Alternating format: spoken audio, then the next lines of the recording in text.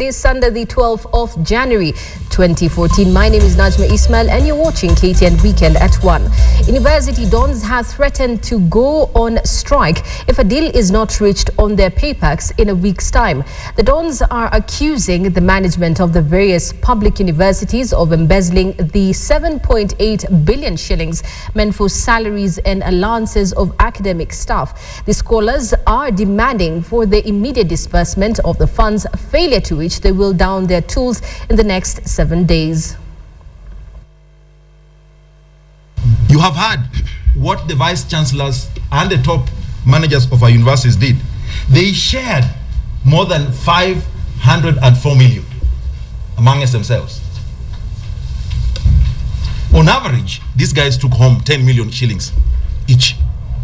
Now, what I want us to know is this. When we went out to procure this money from the government, we set ourselves out and we managed to get 7.8 billion for eligible members of staff. That is from the lowest grade to the highest grade, and that is a professorial grade in the universities. In documents signed by the finance officers of each universities, it is the height of imagination and perplexity to discover that in one university, a vice chancellor paid himself 125 million. In another university, 60 million was shared among 3 top officials, a vice chancellor, a deputy vice chancellor, and another deputy vice chancellor. So their culpability is beyond reasonable doubt because it is documented in a document authored by none other than university finance officers. County assemblies in Nyanza are set for a showdown with local MPs over the now famous Kidero Harambes that have split political opinions in the region down the middle. County assembly leaders from Siaya, Kisumu, Migori and Homa Bay on Friday held a closed-door meeting in which members of parliament from the region came under condemnation for persecuting Nairobi Governor Evans Kidero over his activities in Nyanza. The gathering that brought together majority leaders, minority leaders and assembly whips resolved to approach court leader Raila Odinga and impress upon him the need to encourage Nyanza residents in the region and in the diaspora to contribute towards development through fundraisings. A 4-member committee which was formed to see the party leader of court, and that is the right honourable the Prime Minister, to discuss the way forward on matters of development and also to see into it on how the party leader is going to meet all members of the county assembly in the near future to discuss the same. That you want to meet the party leader to discuss the way forward and how we can assist our people. Whether it will be through Aram is just one of the ways, otherwise it's not a priority. Wiper party leader Kalonzo Musyoka has reignited debate over whether Kenyans should go on a referendum to change the constitution. The former vice president says that Kenyans should have the debate, citing that the budget allocations to the counties ought to be increased. Kalonzo, echoing sentiments of most CORD leaders, says counties should get 40% of the national budget as opposed to the current 15%. Kalonzo says that by increasing the county funding, devolution will be strengthened and the spirit of constitution upheld. Mwaka huu una maana sana. Tutarudia ile debate, mazungumzo ya nchi, kuulizana, je, tunatosheka na ile 15% ambayo gavana anapatiwa hapa ama tunahitaji 40%? Ingekuwa ni 40%, hatungekuwa hapa tukizungumza juu ya Kibwezi, Kitui, Mwingi, Maua Road. Tunakataa mtindo wa kuombaomba tena. I am personally putting this government on notice. They actually have no option but to tarmac Kibwezi, Kitui. Nakuru scrap metal dealers are appealing to the county's administration to reconsider the recent license fee charged on scrap metal dealers. Joseph Wandaka, chairman of the dealers, noted that the county government has raised the license fee by 120% from the initial one, which will now force each dealer to pay at least 100,000 shillings. Wandaka noted that over the 36,000 members in the county were ready to work with the government and are not objecting to a raise in the license fee, but the increment should should not sabotage their work, which they rely on to make a living. He stated that other counties have had the increment but not as huge compared to what they are facing. He said raising the license fee might lead to an increase in crime in county, as most of them will be forced to quit. Faida yake tena iko chini sana. Niseme kama mimi ninanunua scrap, nikinunua chuma mingi sana kwa siku ni kilo 20. Na nikihesabu na mwezi hiyo ni kilo 600. Nikirudi nitisho hiyo pesa, nikufuga nitafuga kazi niende nyumbani. Sisi tuko na license, hatufanyi kazi bila license, na ile pesa tulikuwa tunalipa shilingi 8,500, na wengine wale wako na uwaja kubwa kabisa kama mimi nilikuwa nalipa shilingi 12,000. Kwa hivyo tunastaajabu ama tunauliza serikali ya county kutoa license kwa 8,500 kuipeleka 100,000. Hiyo kweli ni haki ama ni percent gani wanatumia, ama huyo mtu atatoa faida wapi ya kulipa pesa kama hizo?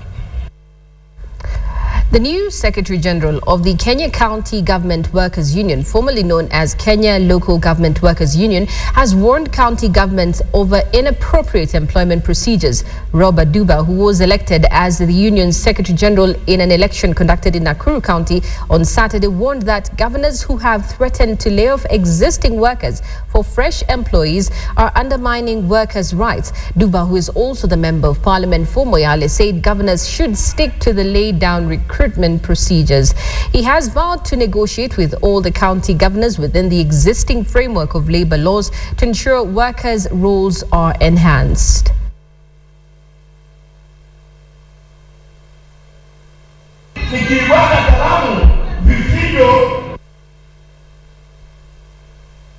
So we want to tell the county governments and the governors who are the executive within the county governments to really obey the law as currently existing, particularly where the welfare of the workers are involved.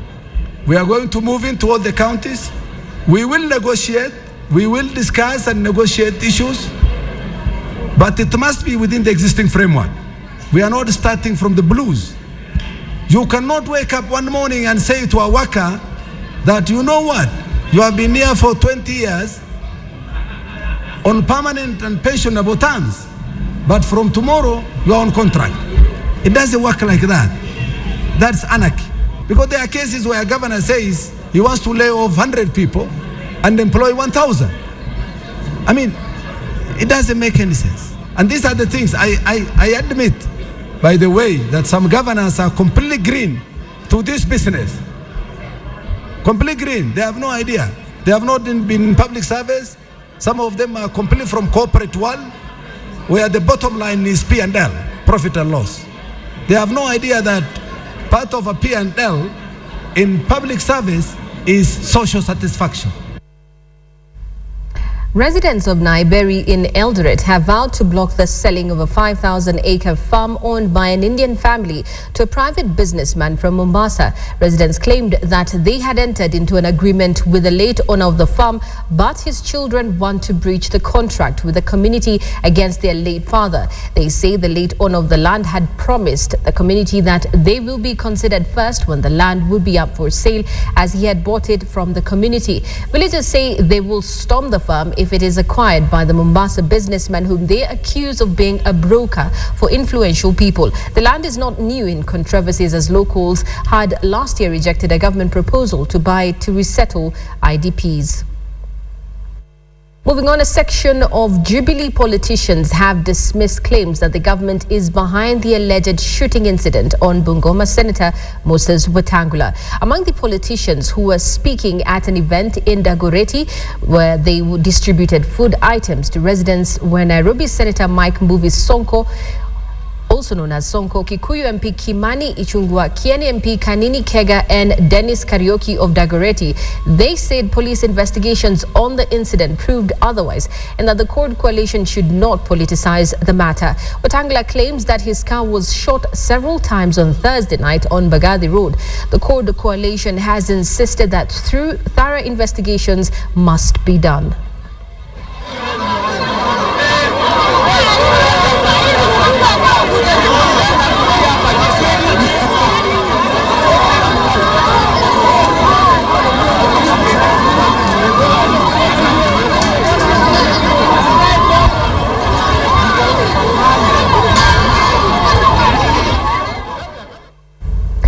Now, mediators in the ongoing peace talks are optimistic of a deal that will end the fighting in South Sudan. 3 African envoys traveled to South Sudan on Saturday to meet rebel leader Riek Machar.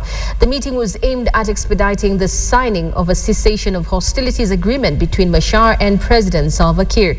The step was taken after peace talks in Addis Ababa, Ethiopia, hit the wall.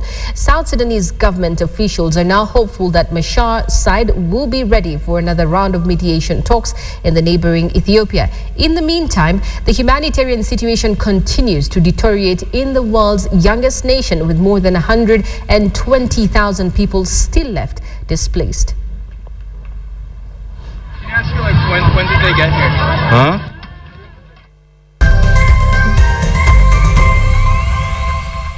Moving on to sports now. The Queen's baton relay arrived in the country early today and will be in the country for 2 days. President Uhuru Kenyatta is expected to host the relay baton. The 2014 baton relay was launched last year at Buckingham Palace at a ceremony where Her Majesty the Queen placed her message to the Commonwealth into the baton.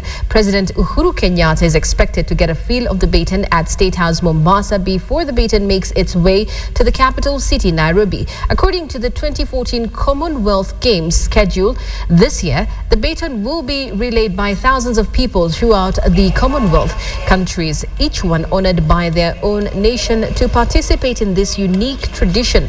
Legendary Kipchoge Keino was amongst the guests who received the baton at the airport and believes the relay will highlight the importance of the country. In the World British High Commissioner to Kenya, Christiana, emphasized the relationship between Britain and Kenya.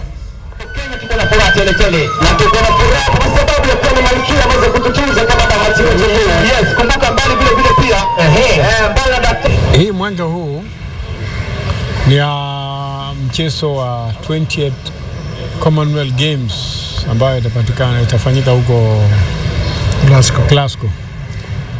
Na hii sasa imeingia Kenya na itakuwa hapa kwa siku 2. Baada ya siku 2 itaenda Uganda.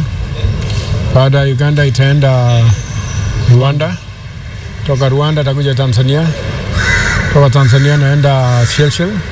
Inaenda upande wa Zambia, Malawi na nchi zingine huko. It was flagged off by Her Majesty the Queen on October the 9th. It will travel 288 days and cover 190,000 kilometers, making it the longest relay in the world. It's also a great link between Britain and particularly Scotland and Kenya. For those of you who don't know, I'd like you to tell me which was Kenya's first international football match. It was against Scotland on the 15th of December in 1963, just after independence. And your task for the day is to find out who won and what the score was. Well, that's it on KTN Weekend at 1 this Sunday. My name is Najma Ismail. Enjoy what's left of your weekend.